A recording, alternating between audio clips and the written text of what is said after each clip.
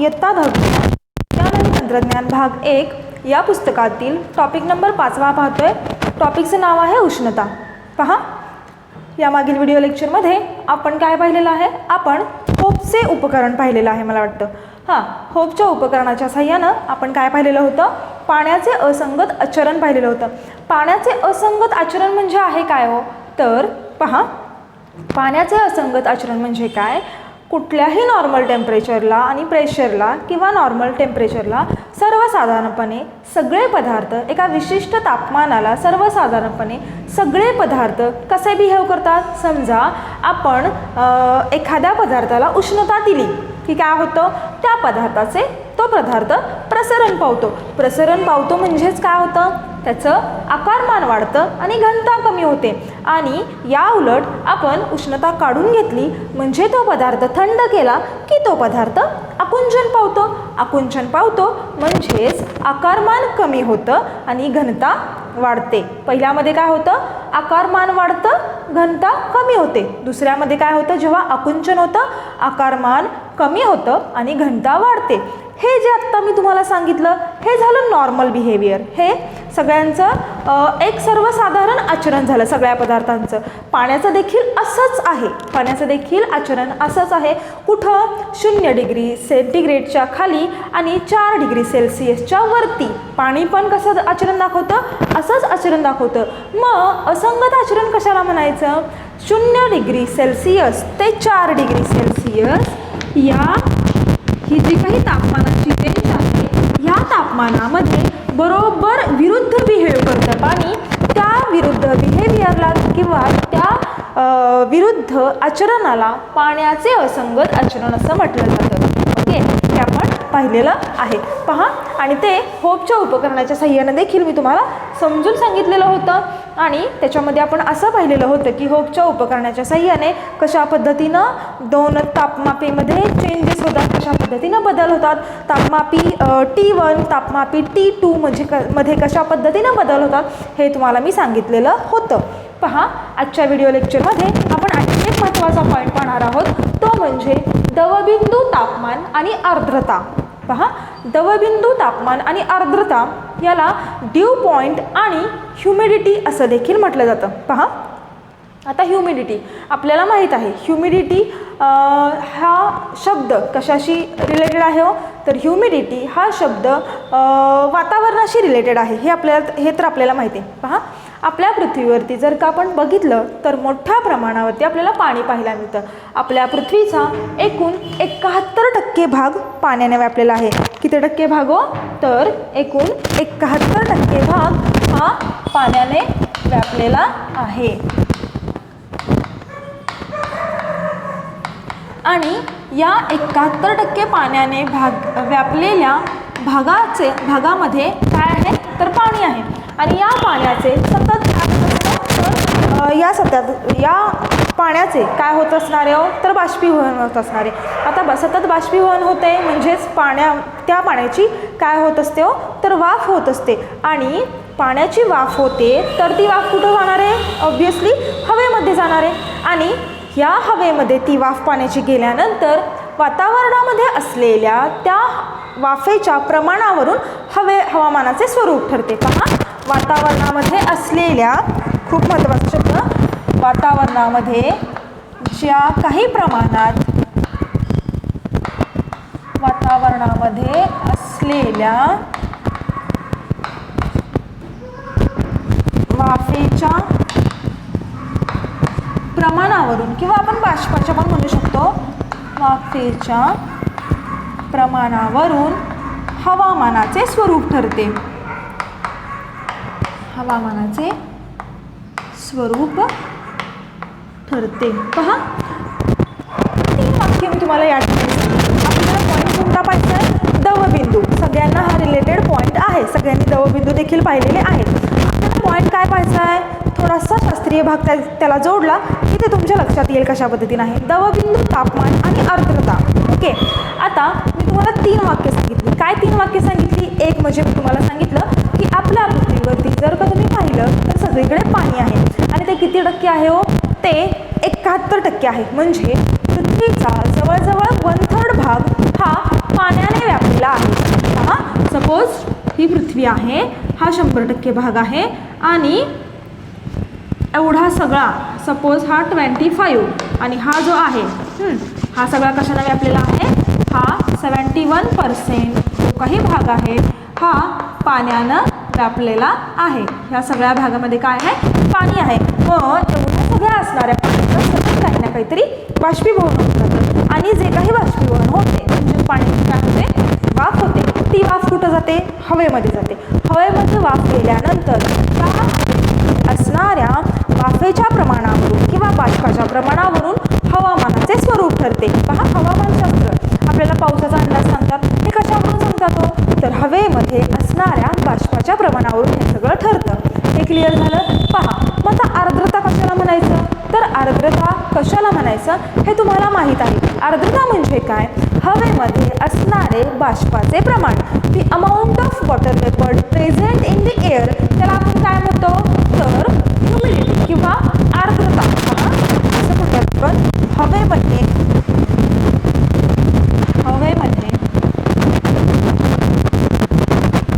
असणाऱ्या बाष्पाचे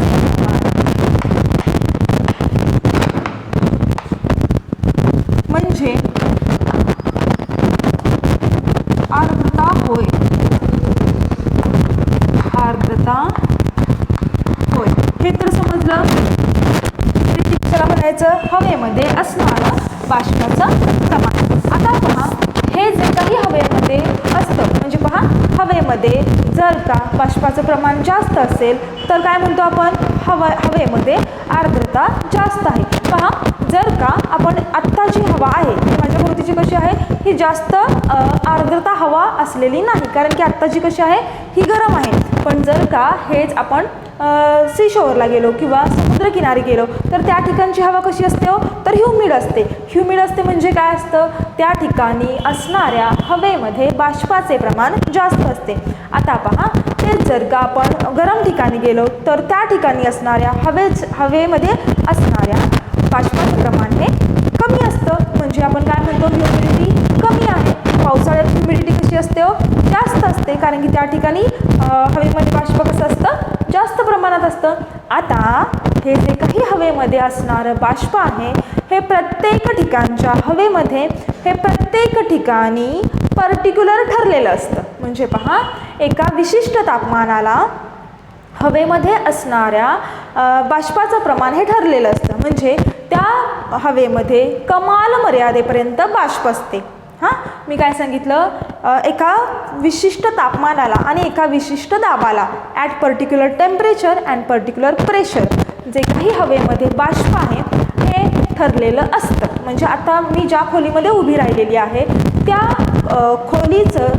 खोलीमध्ये असणाऱ्या हवेचं जे काही स्वरूप आहे हे कशावरती असणारे अवलंबून, त्या हवेमध्ये असणाऱ्या बाष्पाच्या प्रमाणावरून. आणि ते बाष्पाचे प्रमाण हे ठराविक ठरलेलं असतं आणि ते किती असतं, कमाल मर्यादेपर्यंत असतं. आता हे जे काही बाष्पाचं ठरलेलं प्रमाण आहे यावरून या हवेचे 2 प्रकार पडतात बाळांनो. एक म्हणजे संपृक्त हवा आणि दुसरी म्हणजे असंपृक्त हवा. ह्या 2 संकल्पना आधी आपण समजून घेऊयात. संपृक्त हवा काय आहे, असंपृक्त हवा काय आहे, आणि त्याच्यानंतर आपला जो पॉईंट आहे तो आपण पाहणार आहोत. हे समजलं. तुम्हाला 3 पॉईंट जे सांगितले ते मी तुम्हाला परत क्लिअर केले. त्यानंतर मी तुम्हाला हे सांगितलं की हवेमध्ये असणाऱ्या बाष्पाचे प्रमाण म्हणजे त्याला त्याची आर्द्रता म्हणतात आणि एका विशिष्ट तापमानाला, खूप महत्त्वाचे हे वाक्य, एका विशिष्ट तापमानाला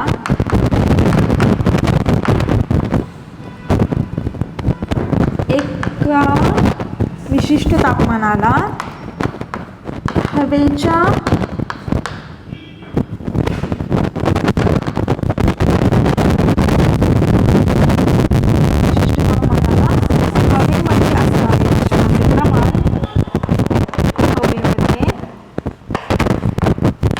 विशिष्ट तापमानाच्या हवेचे एका, असं घेऊयात आपण, विशिष्ट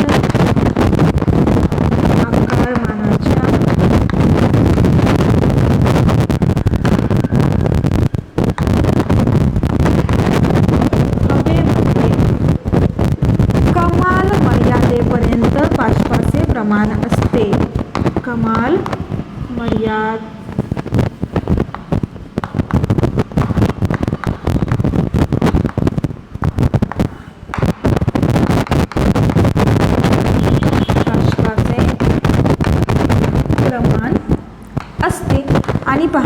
या बाष्पाच्या प्रमाणावरून मग हवेचे एकूण 2 प्रकार पडलेले आहेत. पहा कोणते 2 प्रकार, तर एक म्हणजे संपृक्त हवा, त्यालाच इंग्लिशमध्ये सॅच्युरेटेड एअर असं म्हणतात, आणि दुसरी आहे असंपृक्त हवा. असंपृक्त हवा. आता पहा संपृक्त हवा कोणाला म्हणायचं, संपृक्त हवा म्हणजे सॅच्युरेटेड एअर. पहा आता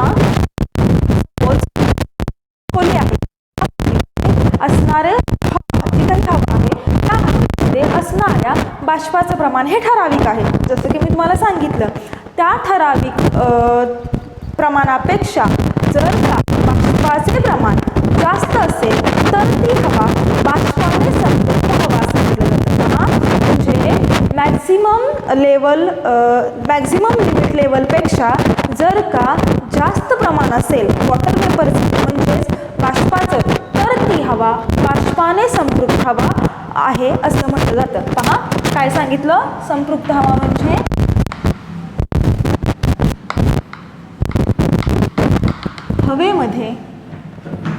हवेतील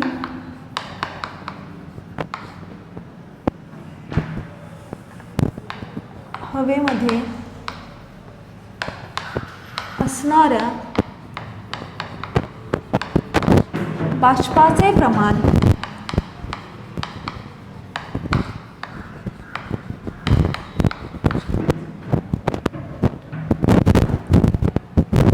कमाल मर्यादेपेक्षा जास्त असेल, कमाल मर्यादेपेक्षा जास्त असेल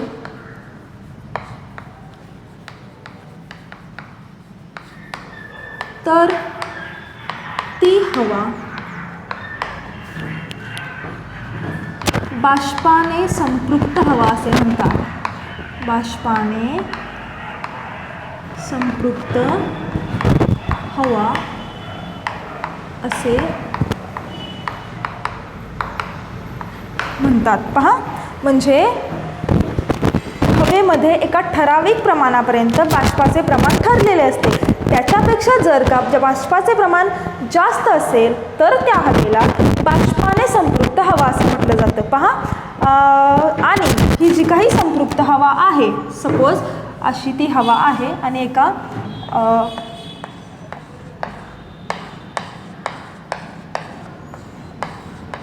खोलीमध्ये अशा पद्धतीने ती बाष्पाने संपृक्त हवा आहे. त्यावेळेस काय होतं, त्याच्यामध्ये असणारे जे काही आंतरशून्य जागा आहे त्यामध्ये प्रत्येक ठिकाणी बाष्प सामावलेलं असतं, तेव्हा त्या हवेला काय म्हटलं जातं, संपृक्त हवा असतं. लक्षात काय ठेवायचं, प्रत्येक हवेमध्ये म्हणजे असणाऱ्या हवेमध्ये बाष्पाचं प्रमाण हे फिक्स असतं आणि ते फिक्स असलेल्या प्रमाणापेक्षा जर का बाष्प जास्त असेल तर त्याला संपृक्त हवा असं म्हणायचं. पहा ह्या संपृक्त हवेमध्ये जर का अजून जास्त प्रमाणामध्ये काय आहे, संपृक्त हवा आहे, हो की नाही. ह्या संपृक्त हवेमध्ये आणखी जास्त प्रमाणामध्ये जर का बाष्प किंवा पाण्याची वाफ ॲड झाली किंवा वॉटर वेपर ॲड झाले तर हे जे काही पाण्याची वाफ आहे एक्सेस अजून जास्त जेवढी आहे त्याच्यापेक्षा अजून जास्त एक्सेस जर का जास्त झाले तर त्या पाण्याच्या वाफेचं संघनन होऊन त्याचं रूपांतर पाण्याच्या थेंबांमध्ये होतं आणि त्या पाण्याच्या थेंबांना दवबिंदू असं म्हटलं जातं. तो नंतरचा भागी आपण ते परत पाहणारच आहोत. संपृक्त हवा म्हणजे समजलं काय. आता आपण पाहणार आहोत असंपृक्त हवा. पहा असंपृक्त हवा बरोबर त्याच्यात काय लिहिणार आहे, उलटं लिहिणार आहे.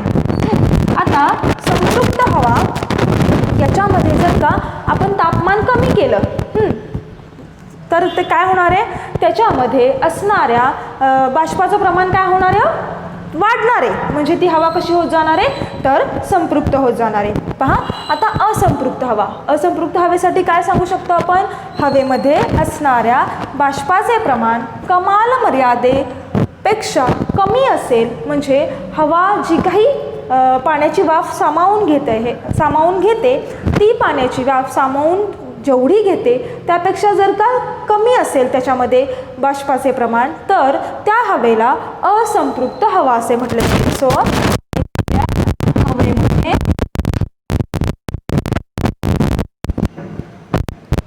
असणाऱ्या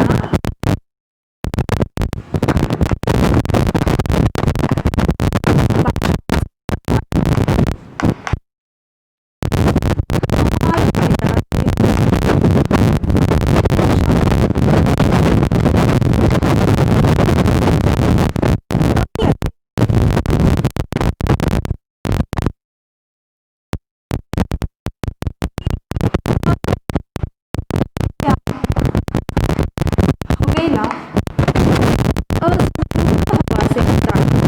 असंपृक्त हवा असे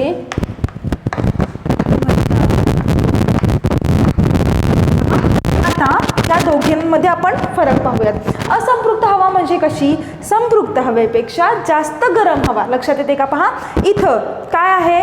बाष्पाचे प्रमाण ठरलेलं आहे इथं, पण त्या बाष्पाच्या प्रमाणापेक्षा जास्त त्याच्यामध्ये काय आहे? बाष्पाचे प्रमाण आहे. म्हणजे ती हवा कशी झाली? गार झाली की नाही? गार झाली. म्हणजे त्याच्यामध्ये कशी झाली? ती कमी गरम झाली. तापमान तिथं कसं झालं? कमी होणार आहे. या उलट या ठिकाणी हवा कशी असणार आहे? हवा ही याच्यापेक्षा, संपृक्त हवेपेक्षा असंपृक्त हवा ही जास्त गरम हवा असणार आहे. जास्त गरम हवा आहे म्हणजेच काय असणार आहे? कमी बाष्प असणार आहे याच्यामध्ये, आणि कमी बाष्प म्हणजेच ही कशी आहे? तर असंपृक्त हवा आहे. पहा, एका पर्टिक्युलर लेवलपेक्षा जर का त्याच्यामध्ये कमी बाष्प असेल तर त्या हवेला काय म्हटलं जातं? असंपृक्त हवा. आत्ता मी जी उभी राहिली आहे ती कशी आहे? तर ही असंपृक्त हवा आहे. कसं काय मी ठरवलं? कारण की एका पर्टिक्युलर लेवलपर्यंत ज्या काही हवेमध्ये बाष्पाचं प्रमाण असतं त्याच्यापेक्षा आत्ता हे कमी आहे. ते लेवल जे प्रमाण आहे ते बाष्पाचं हे कमी आहे, म्हणून माझ्या अवतीभोवती जी असणारी हवा आहे ती गरम आहे. म्हणजेच ती कशी आहे? ती असंपृक्त आहे, अनसॅच्युरेटेड आहे. आता या असंपृक्त हवेचं रूपांतर संपृक्त हवेमध्ये दोन पद्धतीनं करता येतं. ही हवा कशी आहे? माझ्या बाजूची ही गरम हवा आहे. तर गरम आहे म्हणजेच ही कशी आहे? असंपृक्त आहे. मला ही असणारी बाजूची जी असंपृक्त हवा आहे ती मला काय करायची आहे? संपृक्त करायची. ती मी दोन मेथडनी करू शकते. कोणत्या दोन मेथडनी? मी तुम्हाला सांगितलं की हवा गरम आहे. हवा गरम आहे म्हणजेच मी काय करू शकते? एक म्हणजे तापमान कमी करून. बरोबर, लक्षात येते मी पॉईंट्स काय सांगते? एक म्हणजे मी काय करणार? तापमान कमी करणार. इथं जे माझ्या बाजूची जी हवा आहे या हवेचं मी काय करणार? तापमान कमी करणार. हे सगळं मी बंद केलं आता. तर ही हवा गरम झाली, तर म्हणजेच ही हवा कशी झाली? असंपृक्त झाली. असंपृक्त म्हणजे कशी? एका पर्टिक्युलर लेवलपर्यंत हवेमध्ये पाण्याची वाफ सामावून घेण्याची त्याची जी काही कपॅसिटी असते त्याच्यापेक्षा कमी बाष्पाचे प्रमाण असले की त्याला असंपृक्त हवा म्हणायचं. आता मला काय करायचे?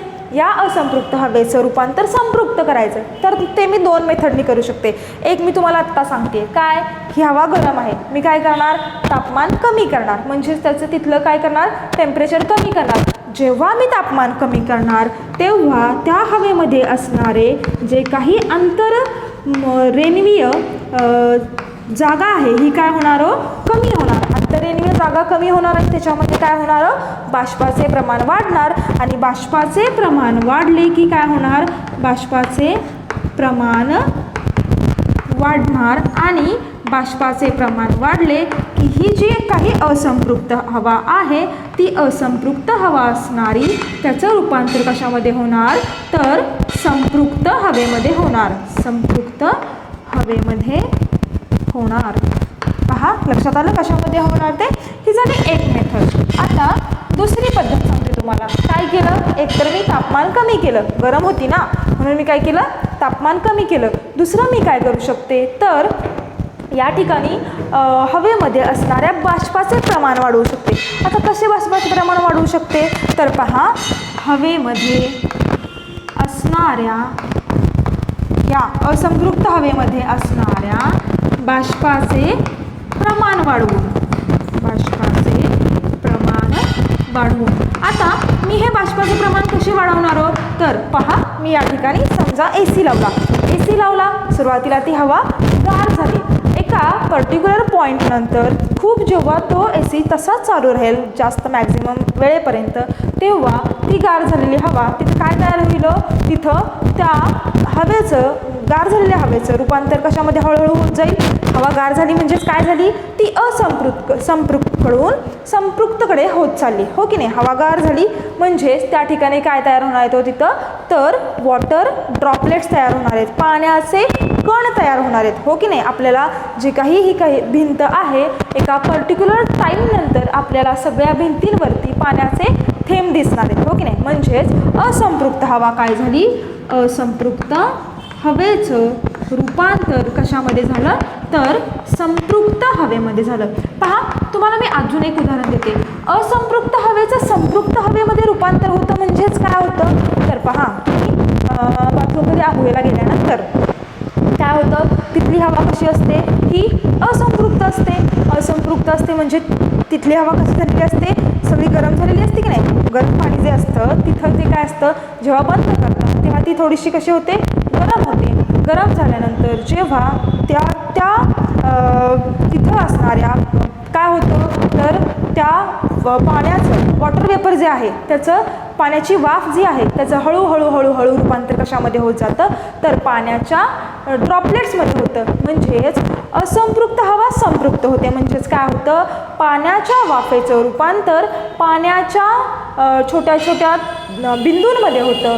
त्यालाच दवबिंदू असं म्हटलं जातं. समजलं, दवबिंदू म्हणजे काय, असंपृक्त हवा कशी असणार आहे, गरम असणार आहे, त्याचं रूपांतर कशामध्ये होणार आहे, संपृक्त हवेमध्ये.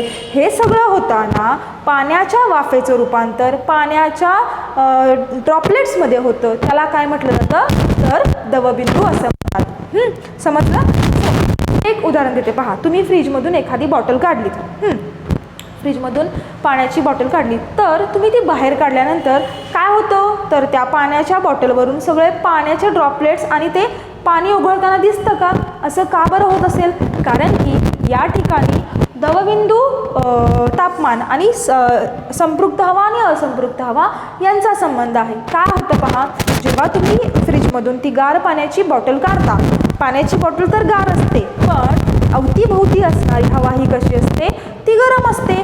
ती काय होते, ती गरम असलेली हवा हळूहळू काय होत जाते, संपृक्त होत जाते. गरम असते म्हणजेच कशी असते, असंपृक्त असते. असंपृक्त असते ती हळूहळू काय होते, त्या थंड पाण्याच्या बाटलीमुळे काय होत जाते, तर ती हवा संपृक्त होते आणि हवा संपृक्त झाल्यामुळं त्या पाण्याची जी वाफ झालेली असते त्या पाण्याच्या वाफेचं रूपांतर पाण्याच्या ड्रॉपलेटमध्ये होतं. म्हणजेच पाण्याच्या वाफेचं रूपांतर पाण्याच्या ड्रॉपलेटमध्ये, पहा ते कण पडताना दिसत की नाही आपल्याला, ह्यालाच दवबिंदू असं म्हटलं जातं. लक्षात आलेलं आहे. कन्सेप्ट काय सांगितलेलं आहे, 3 कन्सेप्ट तुम्हाला सांगितले. एक म्हणजे संपृक्त हवा. आता पहा, संपृक्त हवा म्हणजे काय, तर हवेमध्ये बाष्पाचं प्रमाण हे कमाल मर्यादेपर्यंत फिक्स असतं. त्या कमाल मर्यादेपेक्षा जर का बाष्पाचं प्रमाण जास्त असेल तर त्याला म्हणायचं संपृक्त हवा. म्हणजेच आणि जर का हे प्रमाण खूपच जास्त झालं, एक्सेस झालं, तर म्हणजे त्या बाष्पाचं, त्या वाफेचं रूपांतर पाण्यात होतं आणि म्हणजेच तिथं काय होतं, बाष्पाचं संघनन होतं आणि त्याचं रूपांतर पाण्यामध्ये होतं. म्हणजेच पाण्याचं काय झालं, तिथं कंडेन्सेशन झालं. यालाच दवबिंदू असे म्हणतात. तर असंपृक्त हवा म्हणजे काय, तर हवेमध्ये कमाल मर्यादेपेक्षा बाष्पाचं प्रमाण कमी असेल, म्हणजेच ती हवा कशी असेल, गरम असेल, तर त्या हवेला म्हणजे हवेमध्ये जी काही त्याची वाफ सामावून घेण्याची कॅपॅसिटी आहे त्याच्यापेक्षा जर का कमी बाष्पाचे प्रमाण असेल तर त्या हवेला असंपृक्त हवा असे म्हणतात. आणि ती असंपृक्त हवा 2 पद्धतीनं संपृक्त करता येते, हे मी तुम्हाला सांगितलं.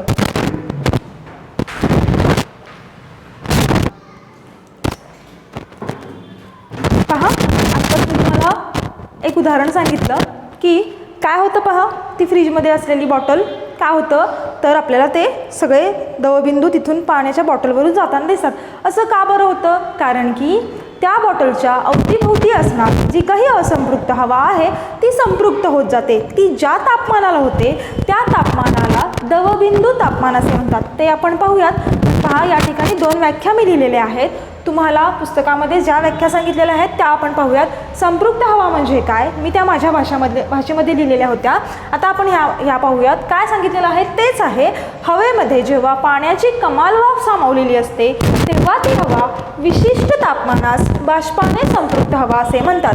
मी तुम्हाला सांगितलं, काय सांगितलेलं आहे, हवेमध्ये जेव्हा पाण्याची कमाल वाफ सामावलेली असते म्हणजे एका पर्टिक्युलर लेवलपर्यंत पाण्याची वाफ म्हणजेच काय, बाष्पाचे प्रमाण एका विशिष्ट तापमानास असते तेव्हा ती हवा बाष्पाने संपृक्त हवा असे म्हटले जाते. तर पहा, असंपृक्त हवा म्हणजे काय, मी काय सांगितलं होतं तुम्हाला की कमाल मर्यादेपेक्षा कमी बाष्पाचे प्रमाण असेल तर एका विशिष्ट तापमानास, हा शब्द महत्त्वाचा आहे. पहा, हवा सामावून घेत असलेल्या बाष्पाच्या कमाल मर्यादेपेक्षा हवेमध्ये कमी बाष्प सामावलेले असल्यास ती हवा असंपृक्त हवा आहे असे म्हणतात. आणि आत्ताच मी तुम्हाला सांगितलं दवबिंदू तापमान म्हणजे काय. पहा, म्हणजे काय झालं, जी असंपृक्त हवा होती ती काय झाली, संपृक्त झाली. आपण असं म्हणूया, एका विशिष्ट तापमानाची असंपृक्त हवा घेऊन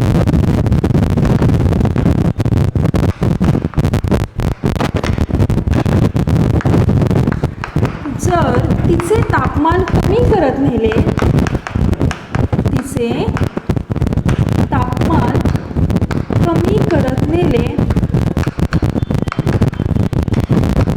तर ज्या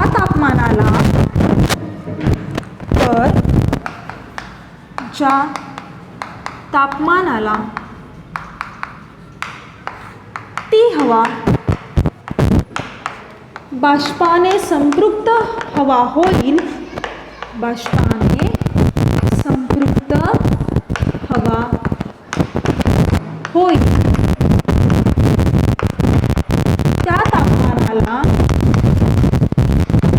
दवबिंदू तापमान असे म्हणतात. त्या तापमानाला दवबिंदू तापमान असे म्हणतात. सगळे पॉईंट्स क्लिअर झालेले आहेत. कशाला काय काय म्हणायचं ते पहा. आजच्या व्हिडिओ लेक्चरमध्ये आपण काय काय पाहिलं. एक म्हणजे आर्द्रता म्हणजे काय. आर्द्रता म्हणजे काय, तर हवेमध्ये असणाऱ्या बाष्पाचे प्रमाण त्याला आपण काय म्हणतो, आर्द्रता असं म्हणतो. त्यानंतर आपण पाहिलं की संपृक्त हवा म्हणजे काय, असंपृक्त हवा म्हणजे काय, असंपृक्त हवा कशा पद्धतीने संपृक्त केली जाते. आणि त्याच्यानंतर आपण पाहिलं की दवबिंदू तापमान म्हणजे काय, एका पर्टिक्युलर तापमानाची असंपृक्त हवा घ्यायची, त्याचे तापमान कमी करत न्यायचं आणि कमी करत ज्या तापमानात या हवेचं रूपांतर असंपृक्तमधून संपृक्तमध्ये होईल ते तापमान म्हणजे दवबिंदू तापमान होय. आता आपण इथं थांबूयात.